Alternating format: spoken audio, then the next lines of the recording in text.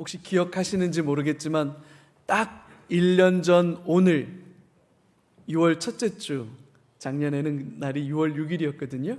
그날 우리 교회 공동의회가 있었던 거 혹시 기억하세요? 딱 1년 전 오늘 공동의회를 통해서 여러분들이 담임 목사 위임을 결정하셨었더랍니다. 1년 딱 지났어요. 그 결정이 있고 난 다음부터 이제 원로 목사님께서 이제 연 목사가 계속 설교하시오 그렇게 해서 6월 둘째 주부터 제가 이제 설교를 하면서 산상수훈 강해 설교, 산 위에서 행복을 말하다, 그런 주제를 가지고 설교를 쭉 했었죠. 그리고 나서는 이제 요한계시록 소아시아 7교회를 향한 건강한 교회, 행복한 성도라는 주제를 가지고 요한계시록 1장, 2장, 3장 특별히 7교회를 향한 주님의 말씀들을 같이 묵상했었고, 그 다음으로는 이제 가상칠언, 그래서 십자가 위에 달리셔서 죽기 직전까지 하신 7마디의 말씀, 우리가 그 복음의 정수를 같이 살펴보고 묵상하고 은혜가 된 줄로 확신합니다. 이제 오늘부터 새롭게 에스라, 느헤미야 강해 설교 다시 돌아가다 라는 주제를 가지고 에스라, 느헤미야 강해 설교를 하려고 합니다. 왜 이 시점에 에스라, 느헤미야 강해 설교를 하려고 하나 이렇게 궁금해 하시는 분들이 계실 것 같아요.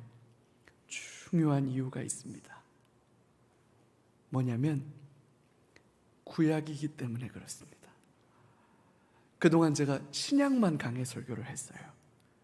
그래서 이제 구약 설교를 할 차례가 되어서 구약 말씀을 강의하려고 합니다. 여러분, 성경 66권은 전부가 다 하나님의 진리와 생명의 말씀이지요. 우리 신앙과 삶의 유일한 기준입니다. 창세기부터 요한계시록까지 모든 성경을 균형 있게 읽고 묵상하고 바르고 온전하게 말씀을 알아가는 것이 중요하죠. 한 가지만 꽂혀서 그것만 편식하면 여러분 건강해질 수가 없습니다. 한 가지만 꽂혀서 그것만 파면 여러분 우리의 신앙을 건강하게 세워갈 수가 없어요. 신약과 구약, 모세 오경으로 알려진 율법서와 복음서, 서신서, 역사서, 시편, 잠언, 선지서 모두가 다 소중한 하나님의 말씀이지요. 말씀을 설교하는 설교자로서 제 안에 꿈이 하나 있어요. 목사의 정년이 70이거든요. 제가 70이 되어서 목회를 은퇴하기 전까지 성경 66권 전체를 강해 설교할 수 있으면 좋겠다 하는 그런 꿈이 있습니다. 근데 여러분, 이게 그렇게 쉽지가 않아요. 엄청난 연구가 필요하고 그 연구를 뒷받침할 만한 실력이 필요해요. 또 설교는 연구만으로 되지 않거든요. 그만한 묵상이 필요하고요, 그만한 성실함이 필요해요. 제가 하나님께서 주신 제 사명을 다 마칠 때까지 연목사가 한평생 하나님 앞에 목숙해하며 하나님 앞에 가기 전까지 창세기에서부터 요한계시록까지를 다 강해하고 그리고 주님 앞에 갈 수 있도록 여러분들의 부족한 담임 목사를 위해서 기도해 주시면 감사하겠습니다. 사실 에스라, 느헤미야 강해 설교를 결심하게 된 또 한 가지 중요한 이유가 있어요. 가상칠언 설교를 진행하는 동안에 이 설교가 끝나면 어떤 본문으로 어떤 설교를 해야 할까, 그걸 놓고 하나님 앞에 계속 기도하는 동안 하나님께서 제 마음속에 2가지 단어를 주셨어요. 첫 번째는 회복이에요. 그리고 또 하나는 부흥이에요. 회복이라고 하는 것은 잃어버린 것을 다시 찾는다는 의미예요. 원래의 자리로 다시 돌아간다는 말이에요. 우리는 무엇을 잃어버렸을까요? 우리는 어디로 다시 돌아가야 하는 걸까요? 이 회복이라고 하는 단어는 코로나 시대에 대한 고민 속에서 하나님께서 주신, 제 마음속에 주신 생각들이고 마음입니다. 여러분, 아직도 진행되고 있는 코로나 전염병 사태로 인해서 교회는 엄청난 충격과 어려움을 경험하고 있습니다. 교회는 원래 함께 모이는 곳이거든요. 예배는 함께 모여서 드리는 거예요. 교회가 같이 모이면 뭐 합니까? 찬송하지요. 기도하지요. 사역하고 섬기지요. 교제하고 나누지요. 여러분, 그게 교회입니다. 함께 모여서 하나님을 예배하고 마음껏 찬송하고 마음껏 기도하고 서로 교제하고 또 사역하고 선교 나가고 전도 나가고, 여러분, 그게 교회예요. 근데 그런 모든 일들을 강제로 멈춰야만 했어요. 처음에 교회들은 이걸 잘 적응하지 못했죠. 왜?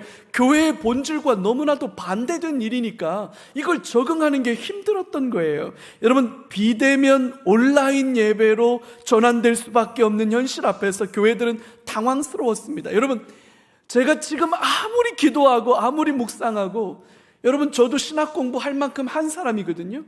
제가 공부한 내용들을 이렇게 뒤져보고 저렇게 뒤져봐도 비대면 온라인 예배란 말은 여러분 없어요.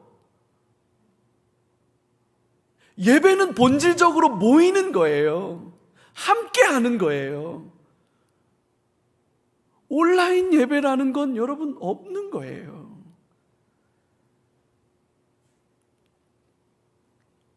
만나지 마라. 접촉하지 마라. 예배를 드리는 것까지는 강제할 수 없으나 현장에서 예배하지 마라. 이렇게 해놓은 거예요. 그 당황스럽고 안타까운 상황 속에서 더 마음이 상하는 것은 뭐냐면, 코로나 초기에 교회를 통해서 코로나가 전염되고 확산되는 안타까운 일들이 벌어졌어요. 우리 교회 인근에 있는 교회도 그래서 초기에 그 교회의 확진 사례들이 나오는 것 때문에 뉴스에 여러 차례 보도가 됐죠. 교회를 통해서 코로나가 확산되는데 처음에는 얼마나 이게 주먹구구였냐면, 용인에 있는 모 교회는요, 이게 소금물로 하면 소독이 된다 이래가지고 예배드리러 오는 사람들 다 입에다가 소금물 분무기로 뿌려가지고, 그것도 소금도 아주 좋은 소금 가져다가 물에 녹여가지고 그거 다 뿌려주고, 손 뿌려주고, 아이고야, 이게 비말로 전파되는 건데 분무기로 그렇게 뿌려대니까 그 교회 성도들 대부분이 다 전염됐어요. 대부분이 다. 막 이런 일들이 벌어지니까 교회 안에서 교회 밖에서 교회에 대한 비난과 공격이 막 본물 터지듯이 막 나왔습니다. 심지어는 이제 이 코로나에 대한 두려움, 코로나 포비아죠. 이 코로나 포비아가 성도들을 지배하기 시작하면서 성도들도 막 그 안에서 이제 막 이거 이렇게 해도 되는 거냐 안 되는 거냐, 성도들도 고민하고 갈등하고, 바깥 사람들은 교회를 바라보는 시선이 얼마나 냉소적이고 얼마나 비판적이었는지 몰라요. 그렇게 2년을 지나오고 있습니다. 근데 여러분, 그런 엄청난 비난과 공격 앞에서 교회들은 무기력했거든요.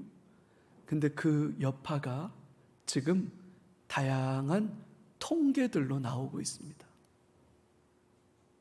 이제는 방역당국에서 거리두기가 완화되었기 때문에 예배당에 나와서 예배 드려도 된다고 말씀드리지만, 여러분, 성도들이 교회에 다시 나와서 예배 드리는 게 예전만 못해요. 그래서 한국교회 전반적으로 코로나 이전 대비 현장에 돌아와서 예배 드리는 사람들의 숫자가 한 60% 정도 된다는 게 지금 한국교회의 대체적인 통계입니다. 그런 면에서 우리 교회는 굉장히 많이 성도들이 열심을 내고 있는 교회 중에 하나예요. 한 2주 전에 제가 목사님들, 담임 목회하시는 목사님들 만나서 말씀 나눠봤더니 대체적인 이야기가 현장 예배 인원 기준으로 하면 한 60%다 이렇게들 얘기해요. 아직 코로나 이전에 한 40% 되는 성도들은 현장으로 돌아오지 않고 있습니다.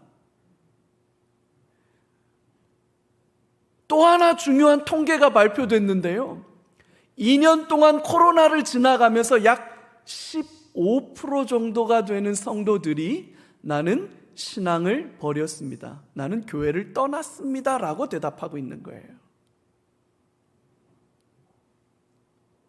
한 15% 성도들은 신앙을 버렸어요.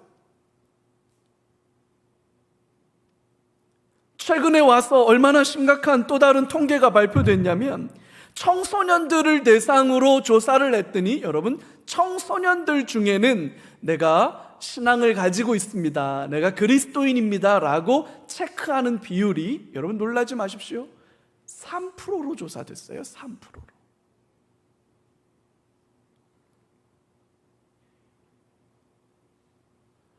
수많은 청년과 청소년들이 여러분 교회를 떠나요. 신앙을 떠나고 있습니다. 교회 안에서만 성도들이 떠나는 게 아니에요. 바깥 사람들은 교회를 어떻게 보고 있느냐? 여러분, 정기적으로 2년마다 한 번씩 한국교회 신뢰도를 조사하는 그런 연구기관이 있어요. 그 기관에서 최근에 한국교회를 얼마나 신뢰합니까? 라고 하는 설문조사를 했거든요. 이 설문조사가 문항이 4가지로 구성되어 있어요. 첫 번째는 나는 매우 신뢰한다, 대체적으로 신뢰한다, 나는 거의 잘 신뢰하지 않는다, 나는 전혀 신뢰하지 않는다. 이렇게 4가지로 질문했을 때 완전히 신뢰한다 혹은 대체적으로 신뢰한다라고 말하는 사람들의 비율이 18.1%로 조사됐습니다.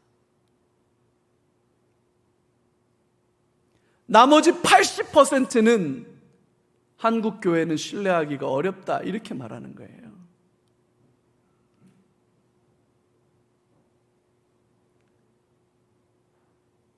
교회를 바라보는 사람들의 시선과 인식이 이렇게 차가워지고 이렇게 냉소적이 되어져 가고 있다는 게 지금 이 시대라는 거예요. 교회 밖에 있는 사람들만 교회를 그렇게 보는 게 아닙니다. 교회 안에 있는 우리도 교회를 그렇게 보고 있어요.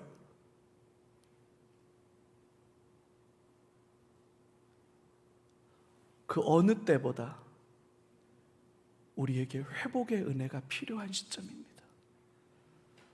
우리에게 회복이 필요한 시점이에요.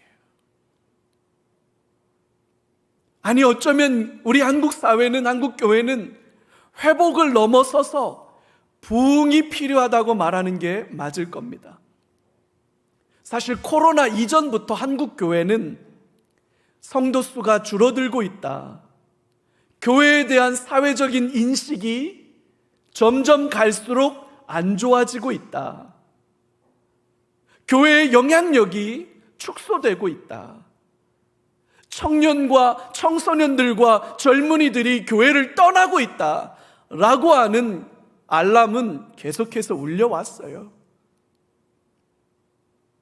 코로나가 끝나가는 이 시점에 우리가 받아든 이 참담하게 이를 데 없는 이 성적표는 사실 그 이전부터 진행되고 있던 일들이었던 거고, 코로나로 인해서 그 가속도가 붙었을 뿐인 거죠. 울고 싶었는데 뺨 맞은 꼴입니다.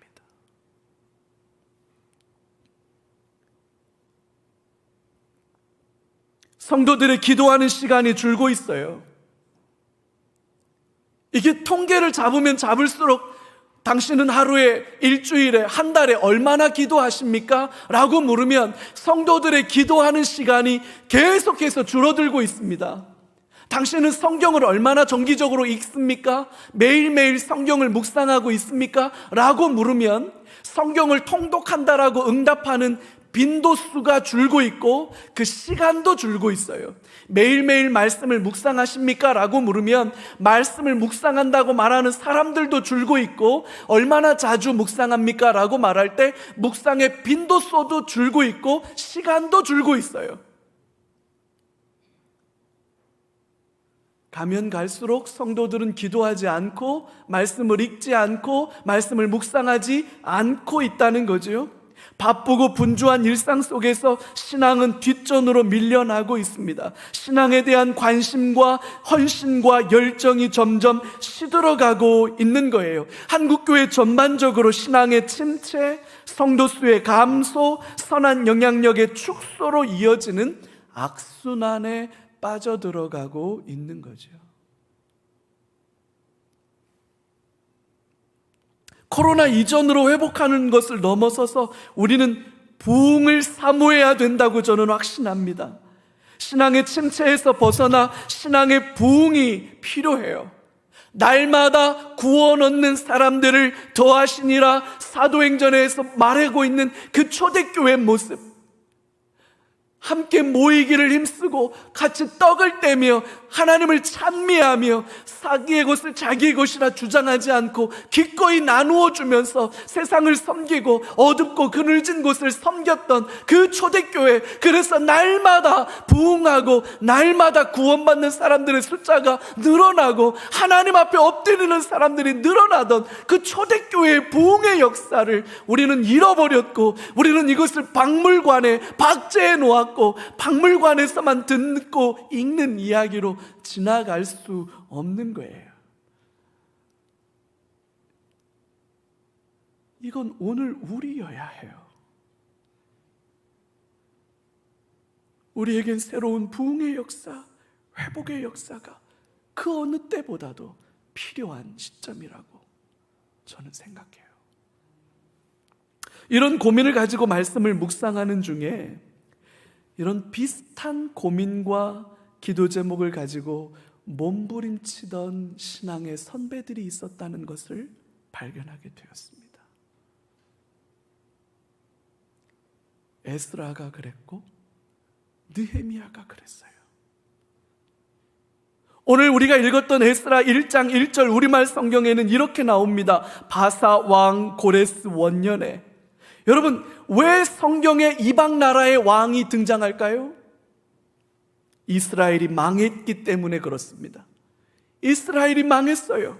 기원전 601년부터 기원전 586년까지 바벨론이 세 차례나 이스라엘을 침공해 들어왔습니다. 예루살렘을 공격해서 마침내 예루살렘을 함락시켜 버렸어요. 바벨론의 느부갓네살 왕에게, 그리고 그 군대들에게 예루살렘 성전은 진귀한 보물이 넘쳐나는 보물상자 그 이상도 그 이하도 아니었어요. 마음껏 약탈했습니다. 성전에 있는 대부분의 장식품들이 다 황금으로 만들어졌거든요. 순금으로. 그 순금을 약탈하기 위해서, 그 순금으로 더 씌워진 모든 그 부속물에서 순금을 벗겨가기 위해서 돌 하나도 돌에 남겨지지 않을 정도로 성전은 완전히 무너져 내렸습니다.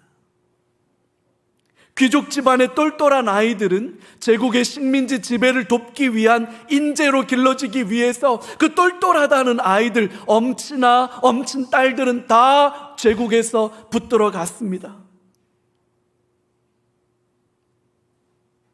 그냥 보통 사람들만 남았는데 그 남은 보통 사람들은 다 전쟁의 포로가 되어서 노예와 징배 없이 제국으로 끌려갔어요.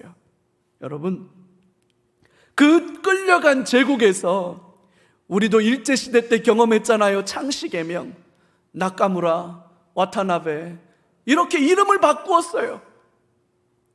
다니엘의 새 친구 벨드사살, 다니엘도 이름이 바뀝니다. 사드락, 메삭, 아벳느고, 그들의 이름이 바뀝니다. 그들의 언어가 달라집니다. 문화가 달라집니다. 새로운 언어를 배워야 하고 새로운 문화를 배워야 합니다. 여러분 보세요. 지금 러시아와 우크라이나가 전쟁 중인데, 여러분 지금 이 시대에도, 계명천지 지금 이 시대에도 전쟁 중에 있을 때 힘없는 나라 국민들이 어떻게 짓밟히는지, 인권이 살아있는 이 시대에도 우크라이나 국민들이 어떻게 짓밟히는지 여러분 뉴스로 보시죠.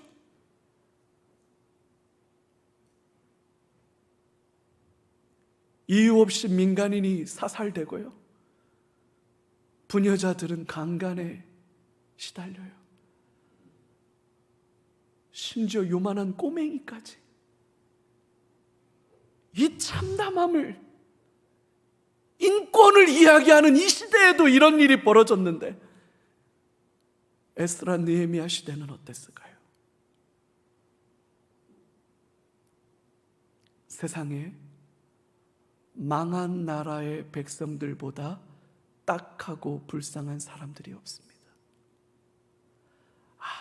아무도 그들을 도와주지 않아요. 아무도 지켜주지 않아요. 제국 안에서 이스라엘 백성들은 나라를 잃고 노예와 징배 없이 포로로 끌려와서 비루하기 이를 데 없는 초라한 인생들, 그런 삶을 살았습니다.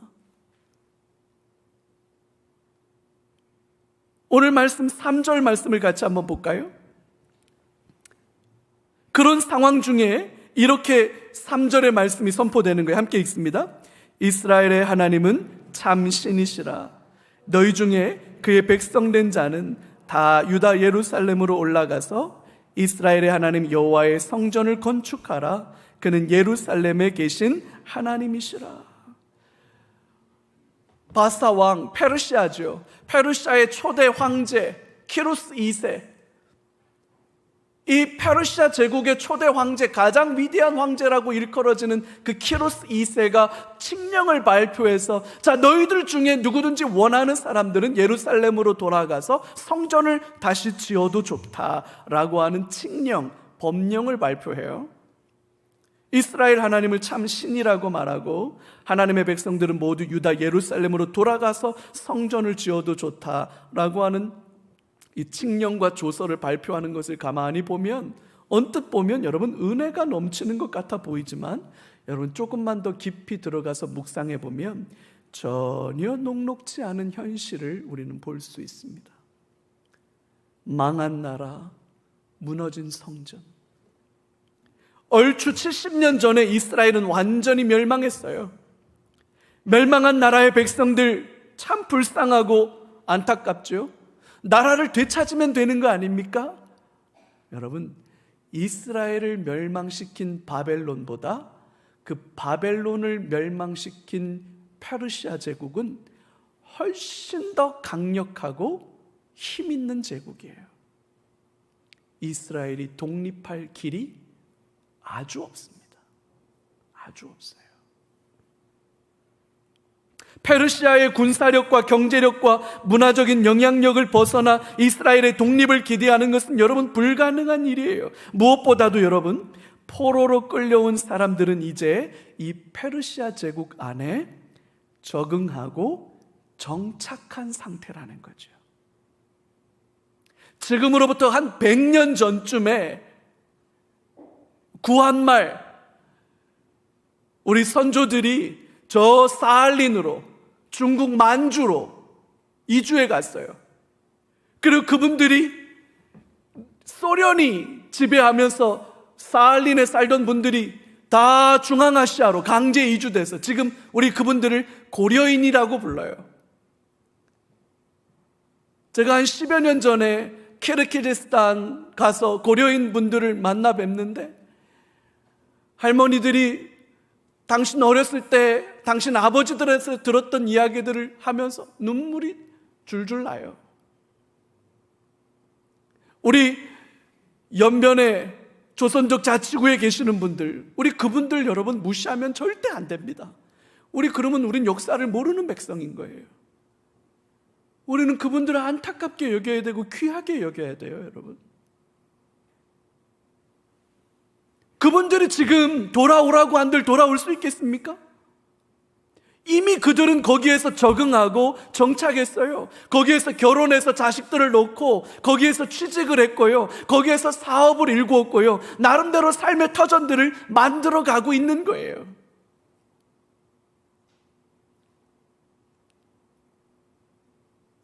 70년이라고 하는 시간은 그분들이 거기에서 적응하고 정착해서 아들, 딸을 낳고 그 아들, 딸들이 시집가고 장가가서 또 다른 아들, 딸을 낳고 거기에서 나름대로 적응하고 정착하기에 여러분 그렇게 적은 시간이 아닙니다. 70년이라는 시간은. 망한 나라 백성들이지만 조금씩 제국의 삶에 물들어가고 있어요. 페르시아의 문화와 페르시아의 전통과 페르시아의 종교들에 젖어 들어가고 있는 거죠. 여러분 더 안타까운 게 뭐냐면 예루살렘 성이 함락되던 그때 예루살렘의 성전도 함께 무너져 내렸다는 거예요. 성전이 무너져 내린 것은 여러분 이게 단순한 사건이 아닙니다. 그냥 건물이 붕괴된 사건이 아니에요. 성전이 무너져 내렸다는 게 무슨 얘기냐면 성전에 임재해 계신다고 믿었던 이스라엘 백성들의 신앙의 뿌리와 같았던 하나님을 향한 신뢰와 믿음이 산산이 무너져 내렸다는 것을 의미하는 거예요. 망한 나라의 신을 누가 믿을까요? 망한 나라의 신을 누가 믿을까요, 여러분?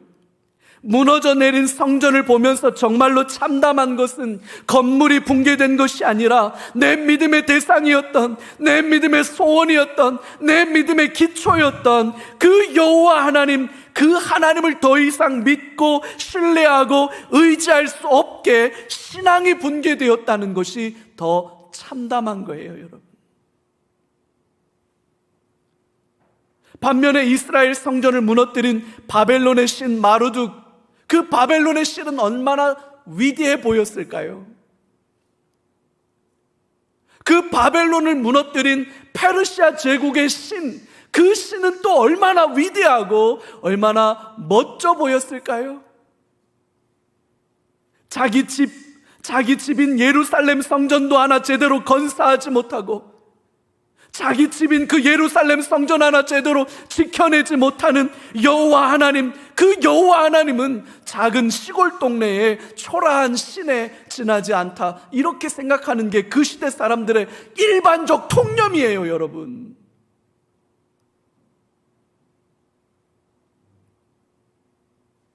하나님은 믿어 뭐하나? 하나님이 뭘 지켜주시는데?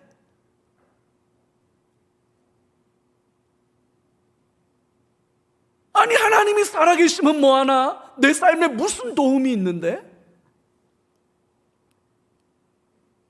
오늘날 우리의 마음이 이렇게 무너진 것보다 그 시대 에스라와 느헤미야가 살던 그 시대 백성들의 마음은 훨씬 더 처절하게 무너져 내려 있는 거예요.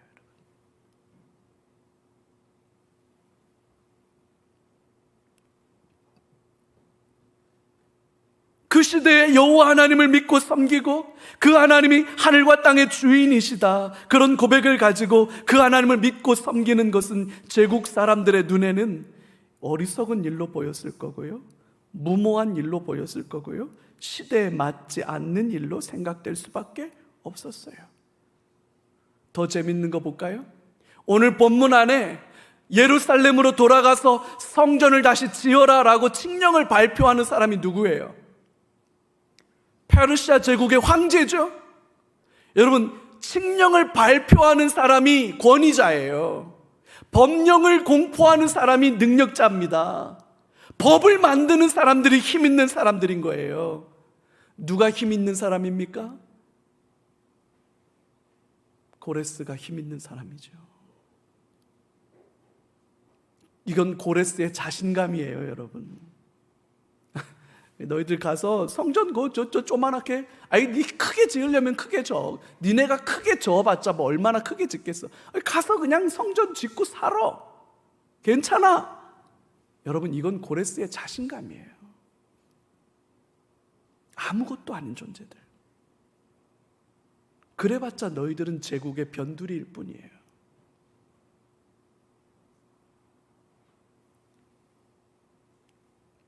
그 고레스 황제의 위엄과 권세와 능력 앞에 이스라엘은 초라할 수밖에 없었고, 그들이 가진 신앙 또한 초라할 수밖에 없는 거예요, 여러분.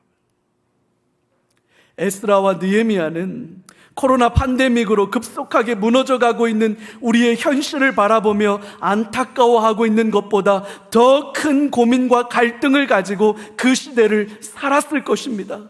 오늘날 우리 교회들이 겪고 있는 침체보다 더 심각한 상황에 놓여 있었다고 보아야 할 겁니다. 교회와 신앙에 대한 깊은 좌절과 절망과 회의감 때문에 우리의 마음이 무너지는 것과는 비교가 되지 않을 정도로 페르시아 제국 안에서 살아가던 이스라엘 백성들은 무너진 마음을 가지고 살아갈 수밖에 없었다고 보는 게 맞아요, 여러분.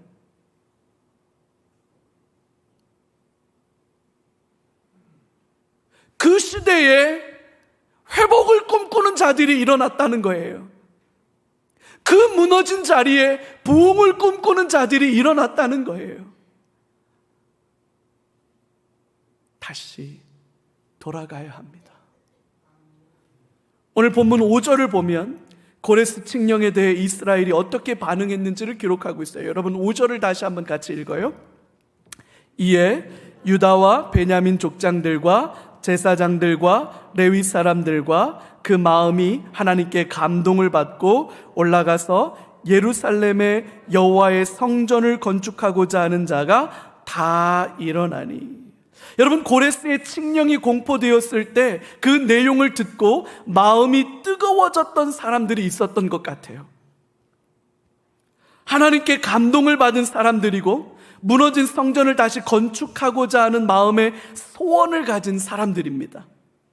그들은 지금 하나님께서 새로운 일을 이루고 계시다는 것을 알아챈 사람들이에요. 하나님께서 일하실 때 하나님의 마음을 가진 자들이 먼저 일어납니다. 그들이 뜨거운 소망을 품고 비전을 가지고 열정으로 일어납니다. 일어나서 그들이 다시 예루살렘으로 돌아갑니다. 잃어버린 것을 찾아 다시 회복하는 거지요. 회복을 넘어서 새로운 부흥의 역사를 꿈꾸기 시작하는 겁니다. 여호와 하나님을 자기의 신앙의 첫 자리에 모시고 그 하나님께서 손이 짧아서 구원하지 못하시는 것이 아니고 하나님이 능력이 모자라서 우리가 이렇게 수치와 부끄러움과 모멸감을 당하는 것이 아니고 하나님은 살아계시고 역사하시고 하늘과 땅의 유일한 하나님이신데 우리의 우상 숭배와 우리의 불순종과 우리의 나약함과 우리의 미련함 때문에 하나님의 징계와 책망이 임했다라는 사실을 발견한 사람들. 그래서 그 하나님께로 다시 돌아가야 된다. 그래서 제 위에 앉아 회개하고 회복의 은혜를, 부흥의 은혜를 부르짖는 자들이 일어나는 거예요. 침체를 말하던 그들이 마음이 무너지고 신앙을 잃어버리고 제국의 아름다움과 제국의 풍요의 마음을 빼앗겨서 하나님의 선택된 이스라엘의 정체성을 잃어버린 그들, 이제 막 제국의 풍요와 그 아름다움을 맛보기 시작한 그들, 무너진 성전을 바라보며 신앙이 침체되고 신앙이 붕괴되는 그 아픔을 경험했던 그들 중에 몇 사람들이 하나님을 향한 꿈을 포기하지 않고 하나님이 주신 비전을 마음에 품고 일어나는 거예요. 일어나서 돌아가는 거예요. 여러분, 근데 잘 생각해 보세요. 그들이 돌아가는 예루살렘은 어떤 곳입니까? 폐허입니다. 다 무너져 내린 폐허입니다. 사람들이 살 수 없는 곳입니다. 승냥이와 이리들이 뒹구는 곳입니다. 성벽도 무너졌고 성전도 무너졌고 다 무너져 내렸습니다. 반면에 이 제국은 어떻습니까? 모든 것이 안전합니다. 모든 것이 풍족합니다. 모든 것에서 넉넉한, 여러분, 이곳에서 70년을 적응하고 정착하고 살았는데 여기서 자식을 놓았고 여기서 취직을 했고 여기서 사업을 일구었는데 여러분, 그걸 다 놓고 일어난다는 게 쉬울까요?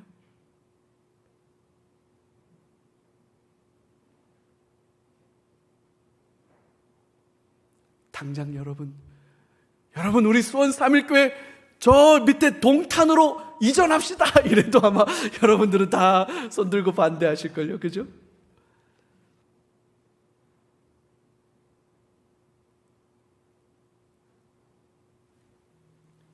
하나님의 그 마음을 가진 자들이 일어나는 거예요. 회복을 꿈꾸는 자들이 일어나는 거예요. 다시 한번 부흥을 기대하는 자들이 일어나는 거예요. 믿음으로 일어나는 거죠. 그들은 회복의 은혜를 갈망하는 자들이었고 새로운 부흥의 은혜를 소망하는 믿음의 사람들이었어요. 나는 우리가 이와 같이 되기를 기도합니다. 에스라 느헤미야 시대와 같이 절망과 한계를 그 딛고 일어서서 하나님께서 주실 회복의 은혜를 바라보고 부흥의 은혜를 꿈꿀 수 있는 저와 여러분들이 되기를 소망합니다. 여러분, 우리는 돌아가야 합니다. 처음 자리로 다시 돌아가야 합니다. 무엇이 본질인지 진지하게 물어보아야 하고 우리는 치열하게 고민해야 합니다. 세상 사람들이 기대하는 교회의 모습이 아니라 우리 주님이 원하시는 교회의 교회됨은 무엇이어야 하는지 우리는 물어야 합니다. 오늘날 교회들이 무엇을 물어야 할지를 잃어버렸어요. 우리는 다시 물어야 합니다. 이 시대의 교회는 어떠해야 하는가? 이 시대의 신앙인은 어떻게 신앙을 붙들고 살아야 할까 물어야 합니다. 화려하고 풍족한 제국의 모든 것을 내려놓고 하나부터 10까지 모든 것이 다 부족하고 불편하지만 예루살렘으로 돌아가 여호와 하나님의 무너진 성전을 다시 쌓아야 합니다. 성벽을 다시 수축해야 하는 것입니다. 그 안에서 믿음을 지켜내며 겸손하게 세상을 섬기는 진정한 부흥의 역사가 우리 안에 일어나게 되기를 소망합니다. 여러분, 이 시대는 신앙을 뒷전으로 밀어놓는 시대예요. 젊은이들은 교회에 실망해서 교회를 떠나는 시대입니다. 떠난 그들이 다시 교회로 돌아오기를 주저하고 머뭇거리는 시대예요. 어느 때까지 회개하지 않고 어느 때까지 우리가 하나님 앞에 가슴을 치지 않고 그냥 이렇게 살아가면 안 되는 거예요. 우린 물어야 해요. 우린 고민해야 해요. 그리고 우린 돌아가야 해요. 하나님, 우리를 다시 회복시켜 주십시오. 하나님, 이 땅에 다시 부흥이 일어나게 해 주십시오. 제가 말하는 건 사람들이 막 늘어나는 그런 부흥을 말씀드리는 거 아니에요. 우리 안에 하나님을 향한 갈망이, 우리 안에 하나님을 향한 열정이, 내 하나님, 다윗이 가졌던 열정이죠. 골리앗을 향해서 다윗이 이렇게 말해요. 네가 뭔데? 네가 무엇이고 한데 살아계신 하나님을 모욕하냐?